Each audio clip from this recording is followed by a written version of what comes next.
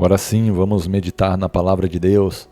Palavra de Deus que está lá no livro de Salmo, no capítulo 1, a partir do verso 1, que diz assim: Bem-aventurado o homem que não anda segundo o conselho dos ímpios, nem se detém no caminho dos pecadores e nem se assenta na roda dos escarnecedores. Antes, tem o seu prazer na lei do Senhor, e nessa lei ele medita de dia e de noite. Este será como árvore plantada junto a ribeiros de águas. As suas folhas dão na sua própria estação, e as suas folhas não caem, o seu fruto dá na sua própria estação, e tudo quanto fizer prosperará. Não é assim com os ímpios, mas são como a moinha que o vento vem e espalha. Pelo que não subsistirão na congregação dos justos, porque o Senhor conhece o caminho dos justos, mas o caminho dos ímpios perecerá. Palavra de Deus poderosa aqui no Salmo capítulo 1, e ele vai começando nos ensinando que bem-aventurado, a palavra bem-aventurado é a mesma que feliz, não é?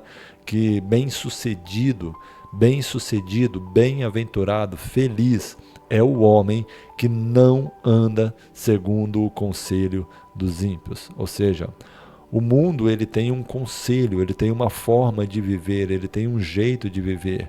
O mundo ele tem um conselho. As pessoas ímpias, a pessoa que vive na impiedade.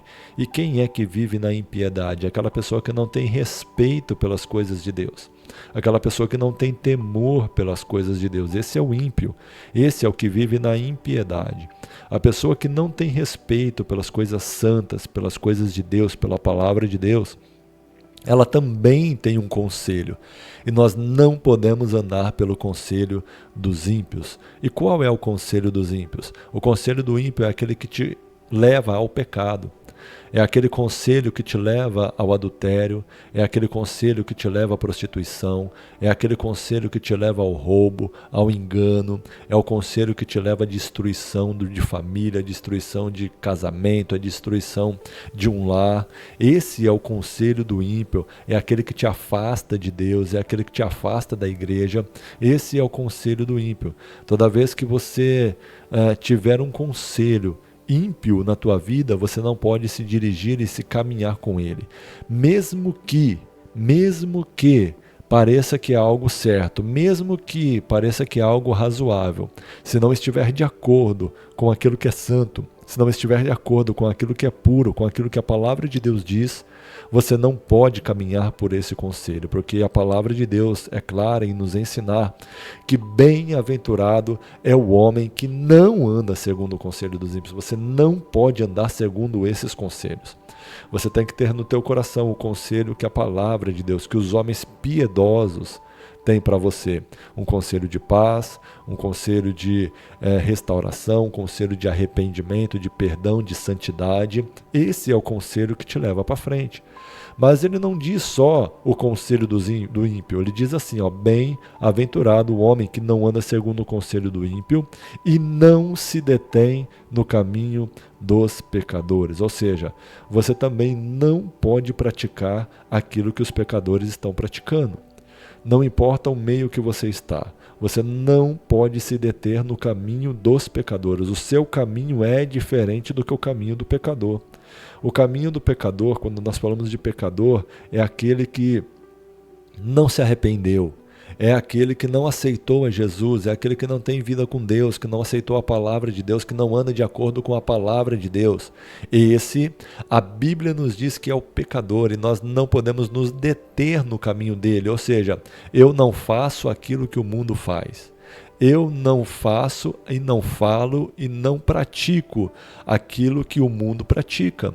Eu sou diferente, eu sou filho de Deus, eu tenho que caminhar de acordo com o caminho que o Senhor propôs para nós. E qual é o caminho que está proposto para nós? É Jesus Cristo. Nós estamos caminhando por Jesus Cristo. Ele diz assim: eu sou o caminho, a verdade e a vida. Ninguém vem ao Pai a não ser por mim. Nós queremos chegar ao Pai, nós queremos Deus na nossa vida, nós queremos caminhar com Deus, caminhar até Deus, caminhar com Ele, ter Ele na nossa vida, ter um relacionamento com Deus. E só há um caminho, e o caminho que nós temos não é o caminho do mundo. O caminho do mundo fala de altivez, de egoísmo. O caminho do mundo fala de se engrandecer, de se exaltar. Não. O caminho que nós seguimos é o caminho de Jesus, que fala de amor, de humildade, que fala de servidão, né? Que fala de que você tem que se humilhar, porque os humilhados serão exaltados. Fala que você tem que obedecer, fala que você tem que se sujeitar. Esse é o caminho que nós estamos seguindo, o caminho de Jesus Cristo, aquele que Jesus propôs para nós. Não é o caminho que o mundo está propondo para nós, que o pecador está propondo para nós. O pecador, ele também segue um caminho, mas não é o nosso. O nosso caminho vai ao encontro de Jesus Cristo. Mas também ele diz assim: bem-aventurado o homem que não anda segundo o conselho dos ímpios, nem se detém no caminho dos pecadores. E o terceiro fato é: não se assenta na roda dos escarnecedores. Quem são os escarnecedores? São aqueles que vivem pelas suas paixões, pelos desejos da carne. Nós não nos assentamos nessas rodas, ou seja, nós não participamos disso. Nós não participamos dessas conversas, nós não participamos dessas rodas, nós não participamos da roda daquele que está falando de adultério, daquele que está falando de briga, daquele que está falando de prostituição. Nós não participamos dessas conversas daquele que está falando de roubo, daquele que está falando de sonegação, daquele que está falando de dar um jeitinho que é contra a lei, que é contra os princípios de Deus. Nós não participamos da idolatria, nós não participamos dessas coisas. Nós não somos escarnecedores, ou seja, nós não vivemos segundo a nossa carne, segundo as paixões da carne. A carne tem as suas paixões, a carne tem os seus desejos, mas nós não vivemos e nem nos assentamos nas rodas daqueles que vivem. Você sabe disso, você já viu pessoas, já conviveu com pessoas que vivem somente pelos seus impulsos carnais, pessoas que vivem apenas pela sua sexualidade, pelo seu desejo de conseguir dinheiro, pelo seu desejo de se dar bem na vida, vivem só para enganar, vivem só para mentir, para se prostituir, vivem só para adulterar. Ei, nós não somos dessas pessoas, nós não somos escarnecedores, nós não vivemos segundo a carne. Ei, olha o que a palavra diz: bem-aventurado o homem que não anda segundo o conselho dos ímpios, nem se detém no caminho dos pecadores, e nem se assenta na roda dos escarnecedores. Presta atenção nisso. Esse tipo de homem, não é? Ele é bem-aventurado. Mas há uma quarta coisa que você deve fazer para que você seja completo e bem-aventurado, como diz o texto. Você também, quando foge dessas coisas, você tem uma coisa que você tem que fazer, você não pode fugir. Você foge do ímpio, você foge do caminho do ímpio, você foge do conselho do ímpio, você foge da roda dos escarnecedores, mas tem algo que você não pode fugir, que é de meditar na palavra de Deus, de dia e de noite. Isso que nós estamos fazendo aqui nessa noite, essa meditação que nós estamos fazendo aqui nessa noite, você deve praticar ela de dia e de noite, de dia e de noite, de dia e de noite. Por quê?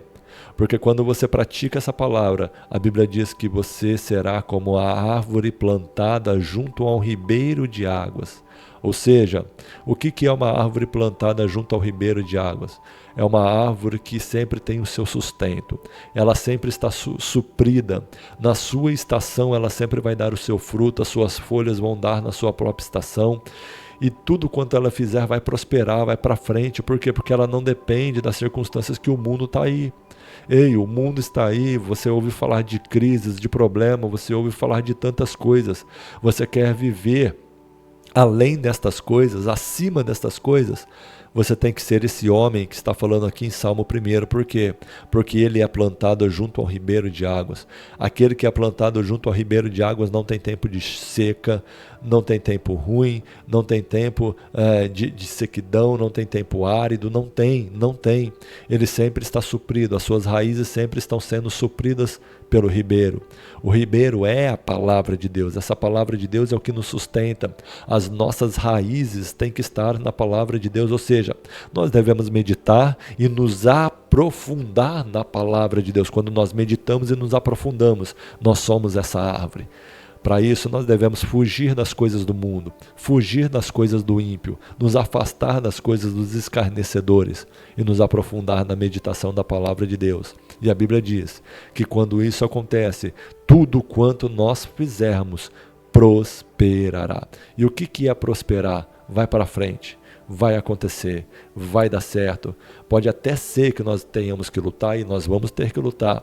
Pode até ser que nós vamos ter que batalhar, que nós vamos ter que usar a nossa fé. E vamos ter que usar a nossa fé, batalhar através da fé.